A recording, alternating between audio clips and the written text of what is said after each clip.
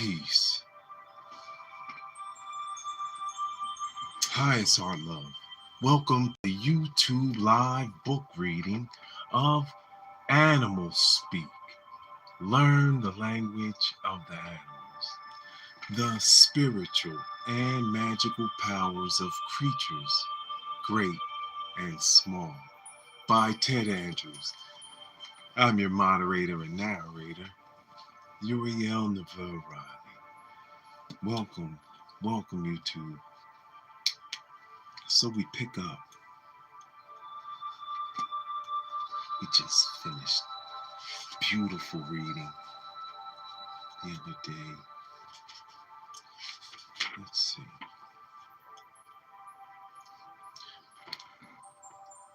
Pick up at page 159 for all those reading along. Welcome. Thank you for all the likes and subs in advance. Hi, it's Heart Love. Here we go. 159 in the middle. Kestrel. Oh, so good. Kestrel. Keynote. Mental speed, agility, and grace.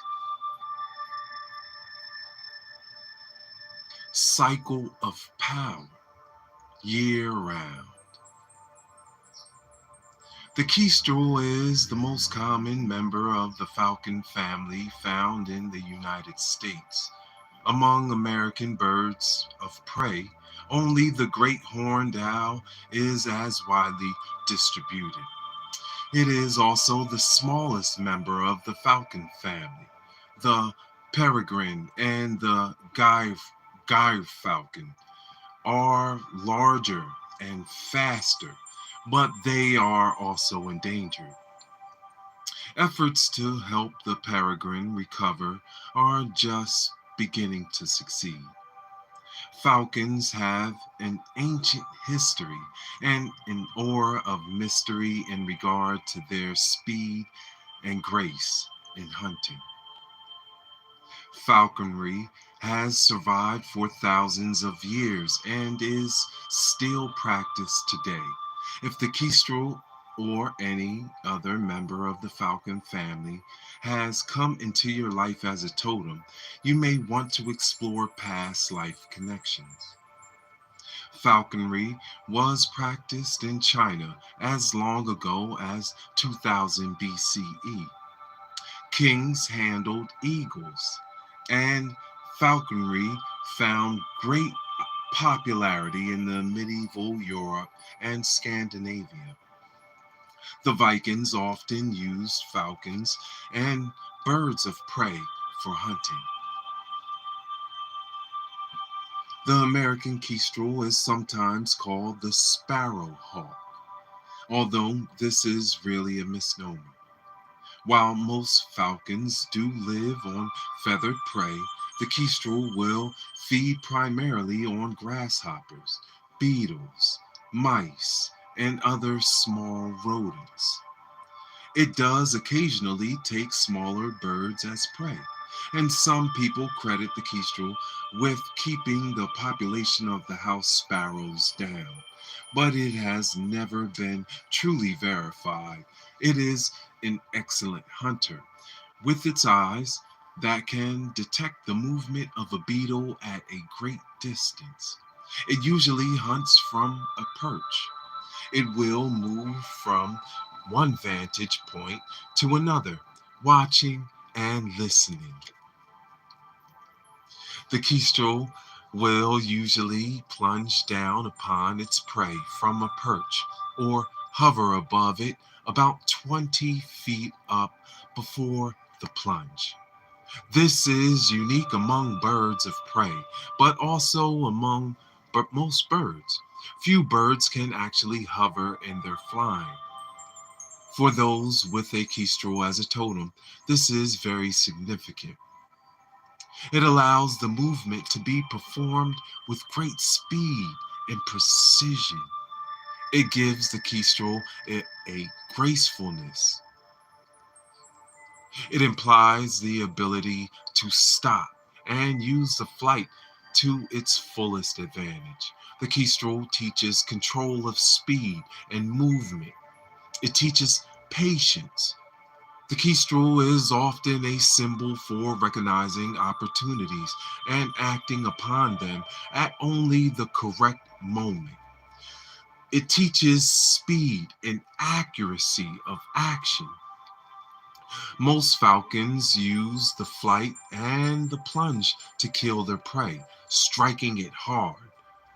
The Kestrel and any falcon can teach us to know when to act, but to fully commit to our actions for the greatest success. The Kestrel is found in both the country and the city. Those in the city often find their food in the mice around garbage areas and around open grassy areas where larger insects can be found. I often see kestrels sitting upon power and phone lines along the major streets or highways, studying the grassy areas below them. The kestrel will nest and winter in the city, making it a year-round totem. The kestrel prefers open grass areas for hunting, but it always does its hunting from a perch. It is not unusual for individuals with kestrels as totems to want to always sit or be placed in a position where they have a wide vision of everything around them. All flying falcons are usually detected by their long wings, their swift flight, and their narrow tails. The shape of the wings is usually broad at the base and then swept back, tapering to points. As mentioned, they kill with speed and heart direct strikes while in flight. The male kestrel usually has a blush wing and plain, reddish feathers on the tail. The females usually have a barring on their wings, and it takes more of the rust or reddish color. Both the male and female have black facial feathers, swept back like sideburns. Its overall head shape is squarish, indicating a solidarity and control of the thinking process and the element of air. It is this feature which usually distinguishes them from other birds perched on wires. They are also usually perched alone. The kestrel is a bird that can stimulate a quick, graceful, and agile mind. It will teach you how to use your mental faculties more effectively and more patiently to capture what you most need and desire. All right, we're moving on. At the middle of page 161, guys. Welcome. Thank you. Peace, YouTube. Oh, peace, James. Highest heart love. Thank you so much. Much love. Kingfisher. Yes. Kingfisher. That's a good.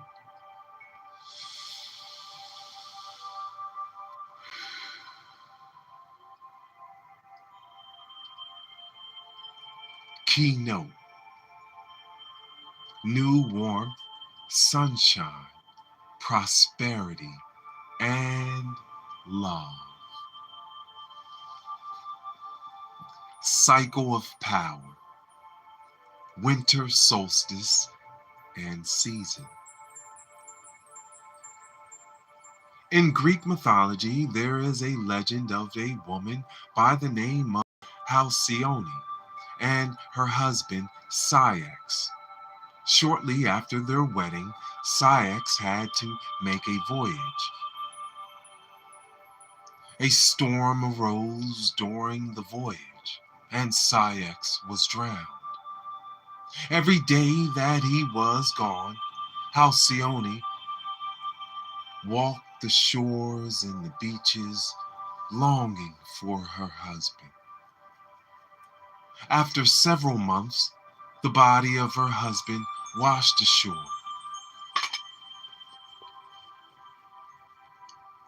Halcyone was so filled with grief, and she and her husband were turned into kingfishers. She threw herself into the ocean, and the gods were moved by her love and grief, and she and her husband were turned into kingfishers. They rose out of the ocean and flew off happily into the blue skies. She was declared that It was declared that the seas would be calm and the sun would shine for 7 days before and 7 days after the shortest day of the year. This time came to be known as the Halcyon days.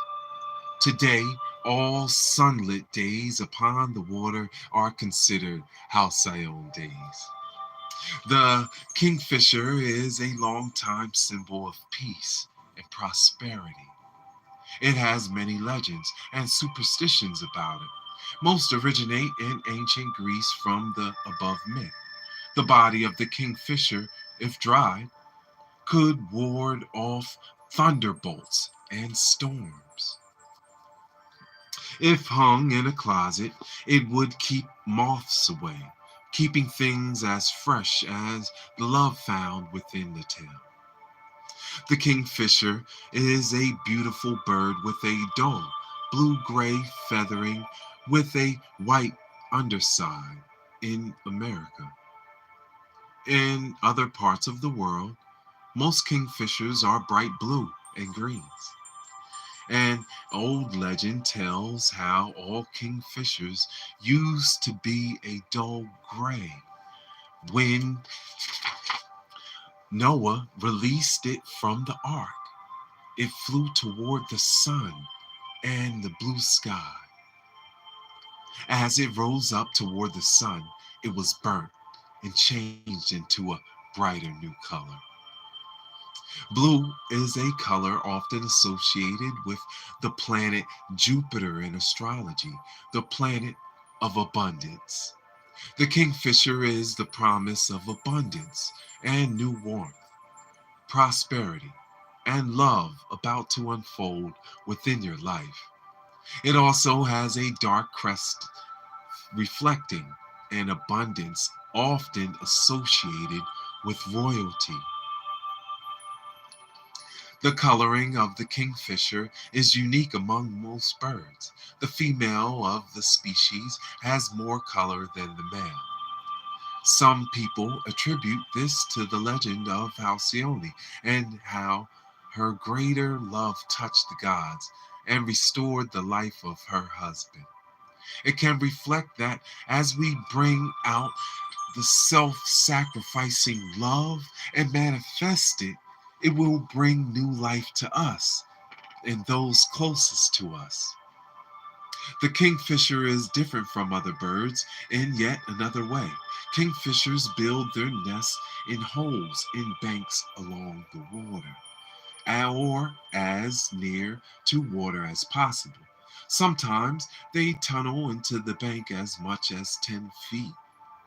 They lay 5 to 8 eggs, usually at the inner end of the tunnel. Usually, by the time the babies come out of the tunnel, they are ready to make a life for themselves. Parents with totems have a knack for teaching their children how to enjoy life, but also how to prosper at life as well. Yes.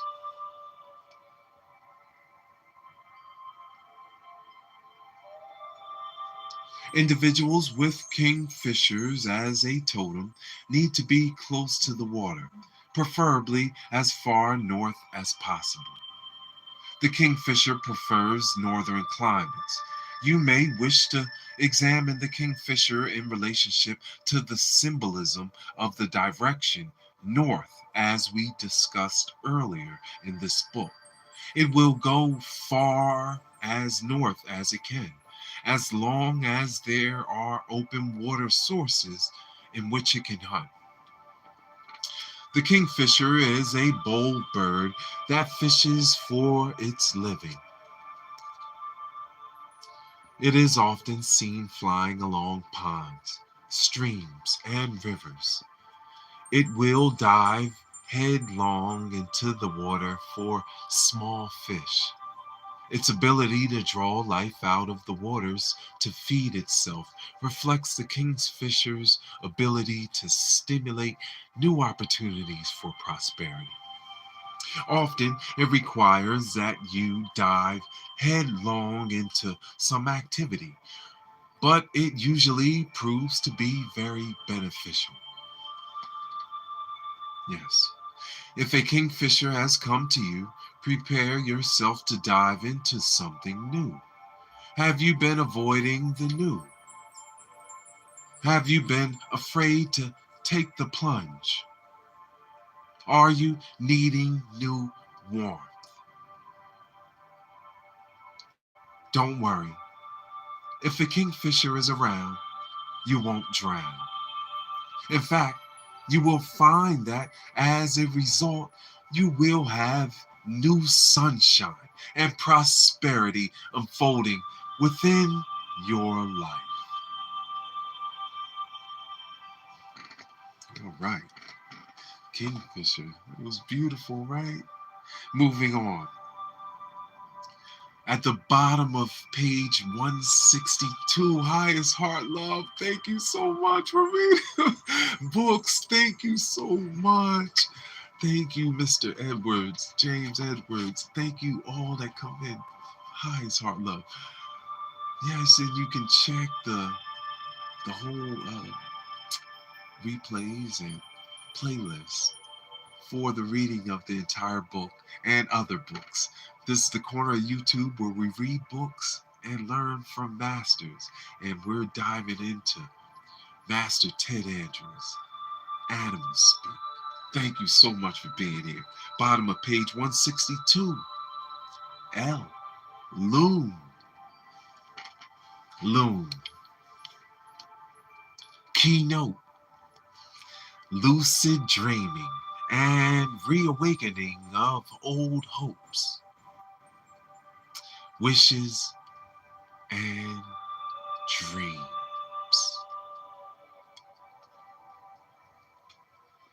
Cycle of power. Dusk and dawn. Loon. The loon is an unusual bird.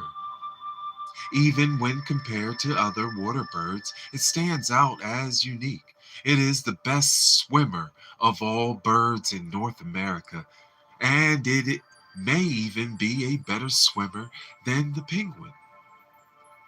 The loon is always around water. Water, of course, is the ancient symbol for the astral plane, dreams, and other levels of consciousness. Many myths and stories symbolize a move to a new state of consciousness by describing trips across the seas. Though it is an awkward and clumsy on land, it is a powerful swimmer. Its wings steer, and its feet act like a diver's fin. The loon can swim underwater up to 5 minutes. Loons can dive deeper and swim faster than any other birds. They are like miniature submarines. Unlike most birds whose bones are filled with air, the loons are solid. To sink and dive, the loon empties its lungs. It retains enough air to sustain itself. It is this ability which enables it to escape many predators and to be such a masterful swimmer. Many trance-like states require an adjustment of the breathing. often slowing down to a slow, barely perceptible rhythm. The loon can teach this so that it is easier to enter into varying degrees of consciousness while maintaining control. This ability also reflects the potential for any individual to become more conscious in the dream state. Lucid dreaming is when you become aware in your dream that you are dreaming.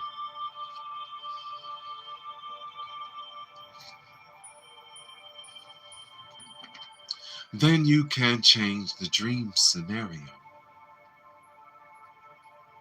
Lucid dreaming is only half a step away from fully conscious out of body experiences. Anytime the loon shows up as a totem, it is calling you to pay attention to your dreams. It indicates that they will be of greater importance along with becoming more vibrant and colorful. The haunting call of the loon may also be telling you that all of those hopes, wishes, and dreams that you have tucked into the back of your heart are about to come true into the surface.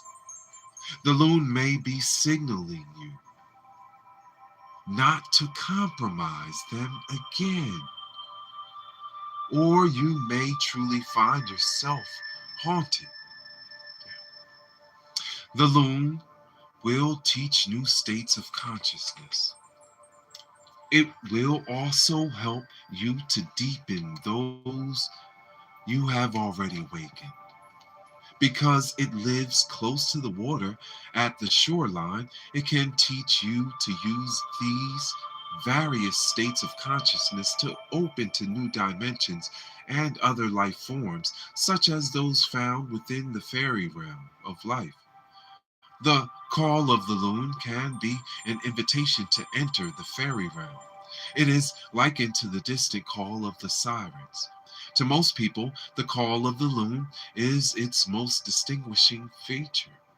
It is haunting and touches the soul in a primal way. The loon is actually very talkative and it has a whole repertory of calls, each different in sound and meaning. One of its calls is similar to the sound of a wolf howl. One is like a trilling laugh.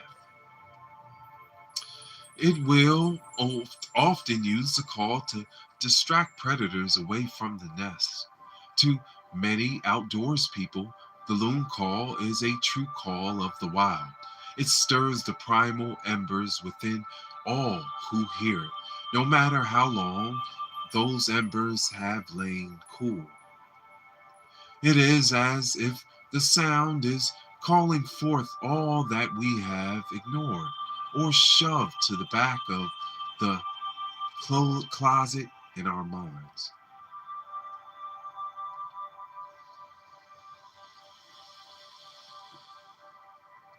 The loon is also a good flyer, but unlike other birds, it cannot take off from land.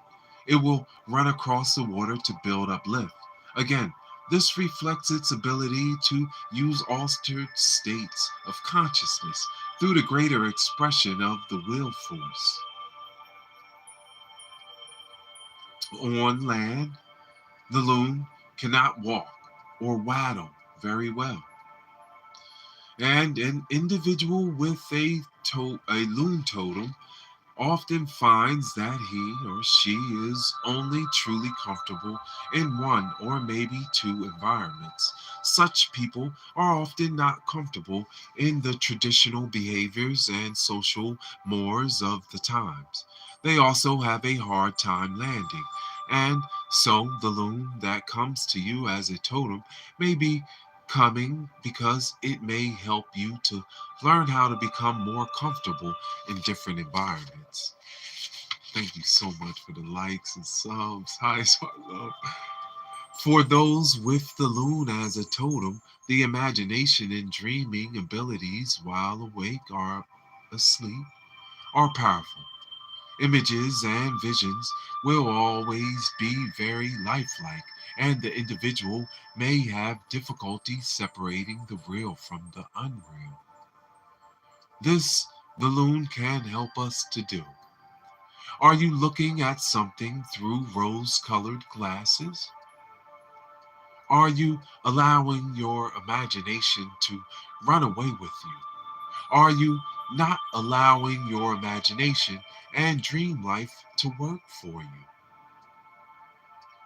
Is it calling to you to distract you from that which could create problems? Many superstitions have arisen concerning the loon. To the Norwegians, its eerie call is the sound of the spirit of one who is drowning or soon will. Many northern Indian tribes believed its call signaled that rain was coming, or even caused the rain. To the Algonquin Indians, the loon is the messenger of the Glooscap, or a superhuman hero. In Siberia, it was believed that when it took to the air, it was escorting the soul of the dead to heaven. One Eskimo story of the loon speaks of how it was not always a bird. Once two men were fishing, but only one man was catching the fish. The man who had caught nothing all day knocked the other man out and stole his fish. He then proceeded to cut out the tongue of the second man so he could not tell others. He was then pushed all out the boat into the sea. As he wailed in pain, the Great Spirit heard him and turned him into a loon. Many believe that the eerie cry of the loon is the spirit of this man crying out for justice. All of these reflect the mystery of this bird. Its haunting and eerie call, its iridescent colors, and its wonderful ability to swim are all reminders of the possibilities that open to us through learning to shift into altered states of consciousness. The loon awakens the imagination, and it reminds us that we are never given a hope, a wish, or dream without also being given opportunities to make them reality. And the only thing that can shatter that possibility is to compromise. The loon can lead you back to your greatest dreams and imaginings.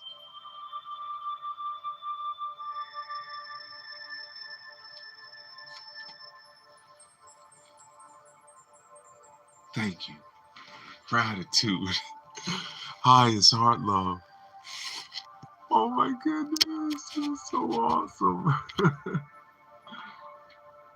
Highest heart love. You like that, right? That was beautiful. The loon. Yes. Should we keep going? Yes. All right, one more. One of my faves. Again, this is a beautiful totem that I've witnessed. Oh my goodness. Many of times. Have some beautiful, beautiful pictures. Let's go. Let's go. Let's keep going. Let's go. Let's go. Let's go.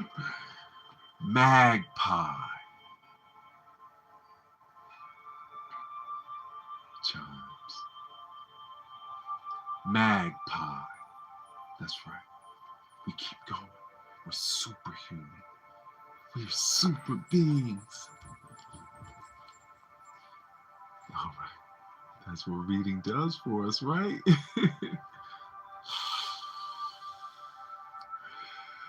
That's right. Channel that energy. Magpie. Keynote. The proper use of intelligence, familiars, and occult knowledge. Cycle of power, winter and summer. The magpie is a cousin to the crow. It is a large bird with a glistening black head. Magpies are curious and somewhat impudent, and they have a reputation for stealing anything they can carry off. This reflects their skill at using whatever they can find. The magpie as a totem can help you to use what higher metaphysical or occult knowledge that you do have, no matter how incomplete it may be. The only thing that you must be careful of is that of thinking and acting as if it will do more for you than it can. Many consider the magpie the most intelligent member of its family of crows. They have great intelligence and adaptability and social organization.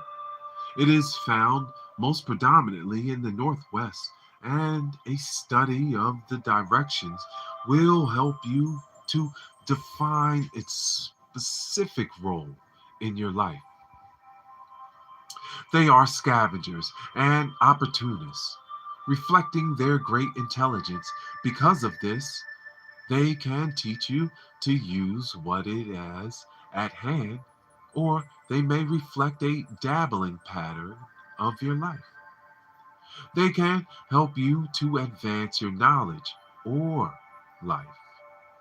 Their appearance most often reflects opportunities for advancement through proper use of intelligence. The magpie has often been considered unlucky or lucky, depending upon the times and quantities in which they are seen. One reason for this mixed response to the magpie comes from an old story of how it was the only bird which refused to enter the inside of Noah's ark, preferring to perch on the roof. From this story and the magpie's own home construction comes an old idea that if the magpie perches on the roof of a house, the house will never come down. Magpies make their nests of mud and twigs.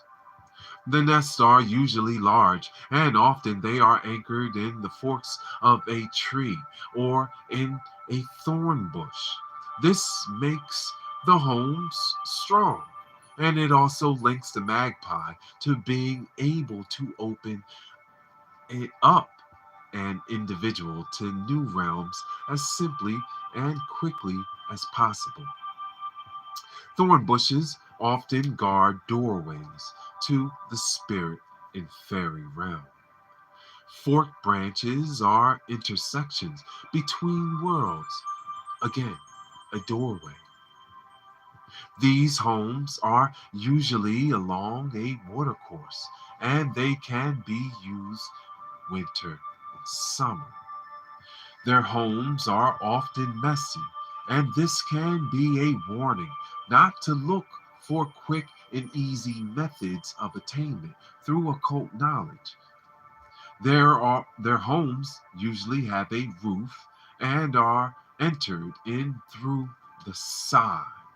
A magpie as a totem usually indicates that you are going to encounter the spirit realm and the metaphysical world in a different manner. In a different manner.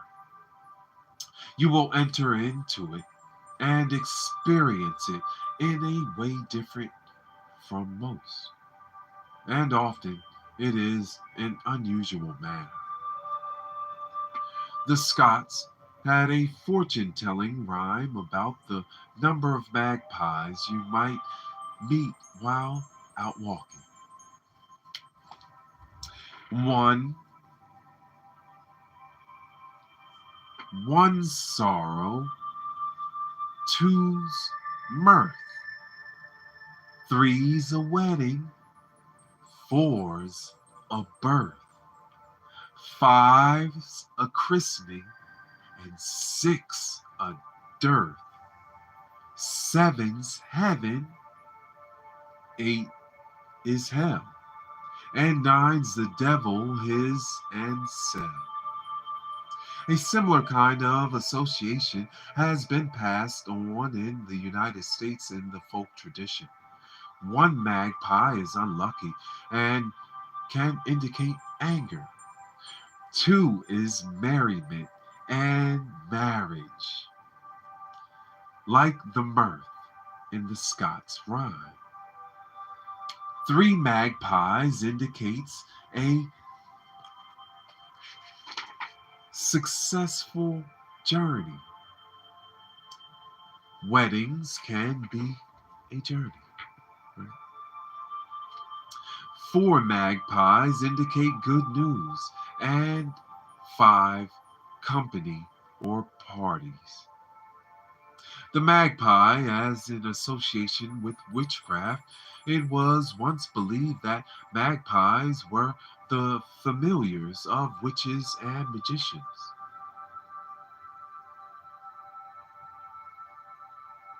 They were spirits in animal form. Part of this belief comes from their intelligence and their keen observation of human activity. It also, I'm sure, has connections to their thievery, as witches and magicians were not often looked upon kindly. Its intelligence and wily character makes it an interesting totem, but one are not easily controlled. It is a bird with a will of its own. It does have knowledge of how to use animals as familiars. It can also teach how to use occult knowledge for quick effects. Part of the problem with this bird as a totem is the knowledge is usually incomplete. You may gain what you desire from the use of knowledge, but it may come in an obtuse or unusual way. It may have other repercussions than you may have not considered. It, if Magpie has shown up in your life, you need to ask yourself some serious questions. Do you have knowledge? And are you not using it? Are you employing whatever skills you have to get what you most need? Are you using your knowledge and skills appropriately? Magpie can help you to define these answers. It can help you to learn to use occult knowledge in responsible but effective ways. The magpie will show you what you can do for your life with just a little occult knowledge. And that's where we'll pause for this reading. Thank you so much for reading with us. Animals speak. Learn the language of the animals, the spiritual and magical powers of creatures, great and small, by the great Ted Andrews. Honor and love. Thank you so much. Guys, I wish you have a wonderful day. And I wish everything is well and life is good. Healing the people.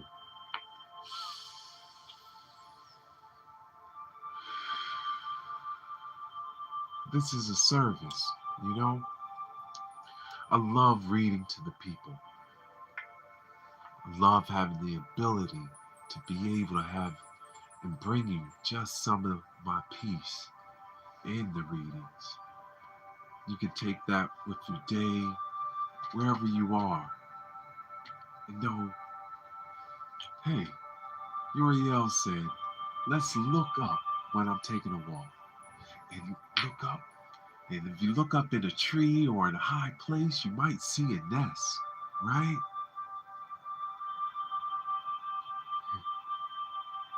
And if you look down, you might say, oh my goodness, look at this beautiful feather.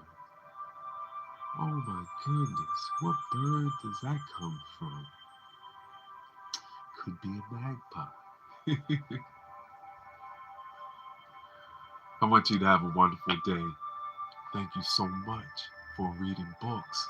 Love to all the beautiful people in our world.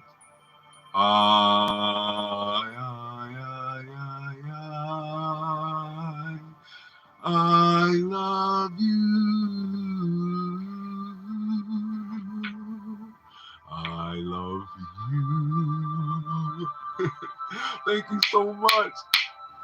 Waking it up in the world. You know, we have to, man. We all got to play our part.